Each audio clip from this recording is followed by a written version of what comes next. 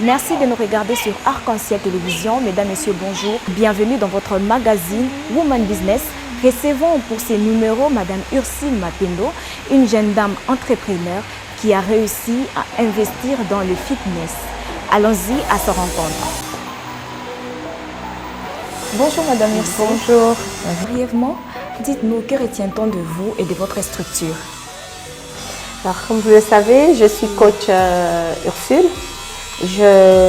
J'entraîne que des femmes. C'est une salle de sport uniquement pour les femmes. Et on travaille tout. On est plus dans le cardio. On est plus dans les abdos, comme toutes les femmes, elles aiment ça. Et un peu de musculation.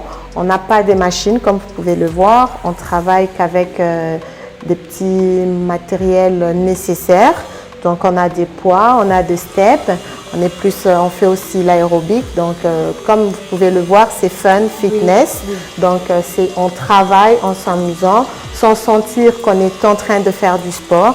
Et c'est bien pour le stress, ça déstresse un peu les femmes et tout. Donc c'est plus qu'une salle de sport, je pourrais dire qu'on est un club de sport que pour les femmes.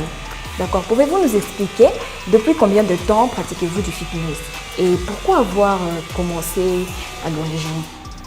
Alors, ça fait 3 ans que je détiens la salle de sport pour les femmes.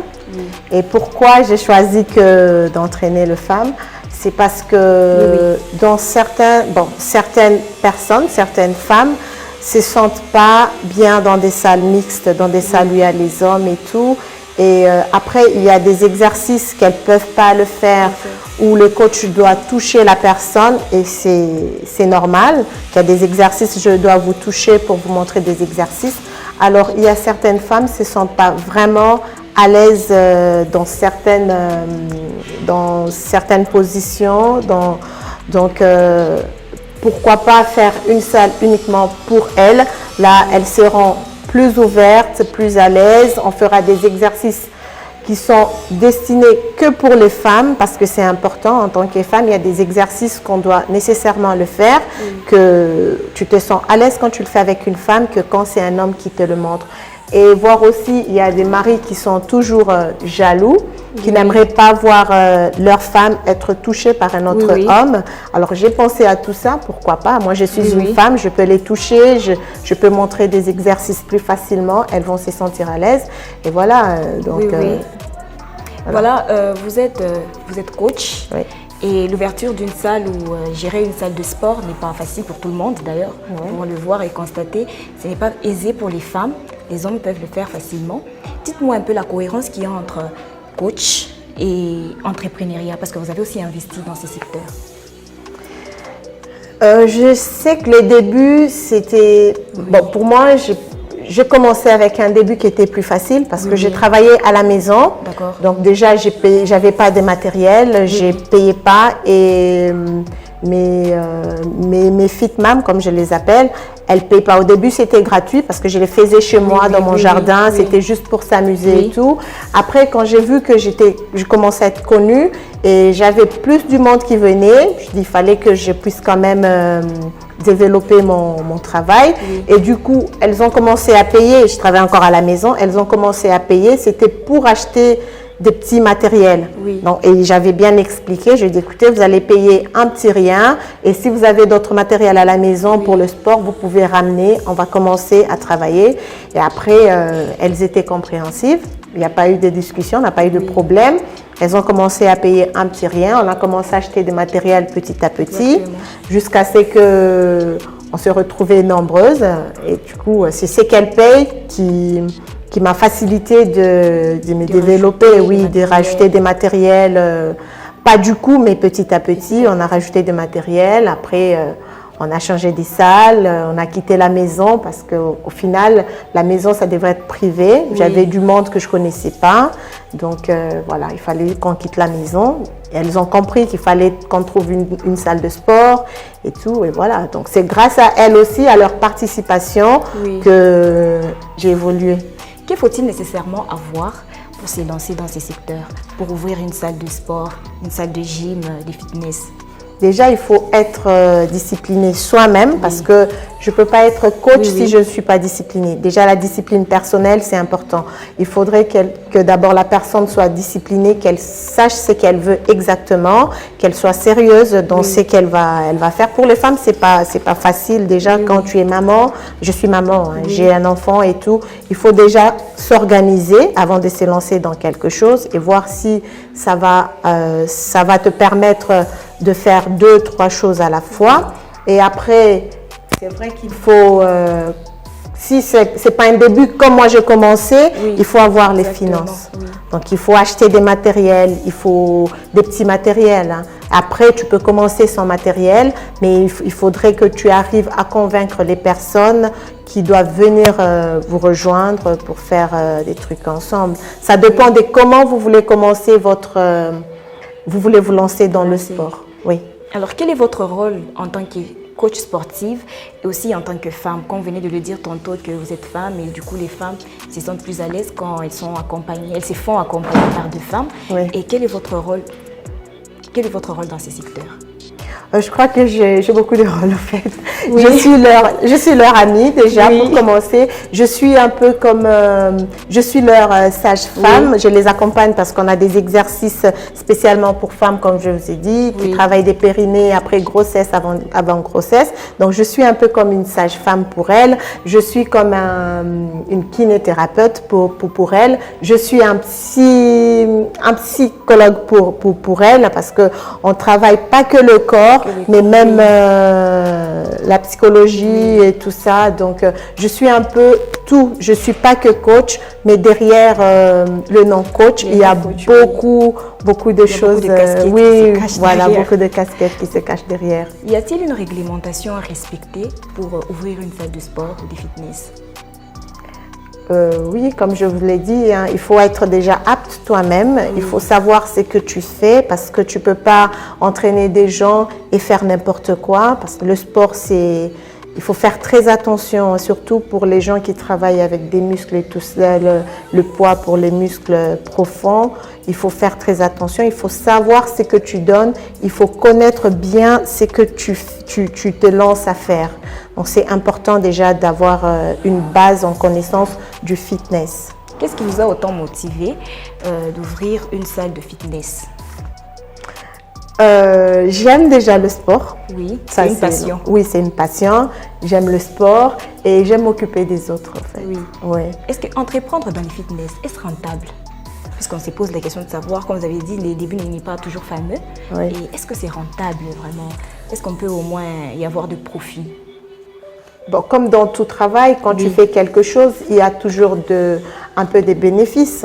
Oui, ça peut être rentable si ça tourne régulièrement, si vous avez assez de la clientèle et que vos dépenses sont limitées.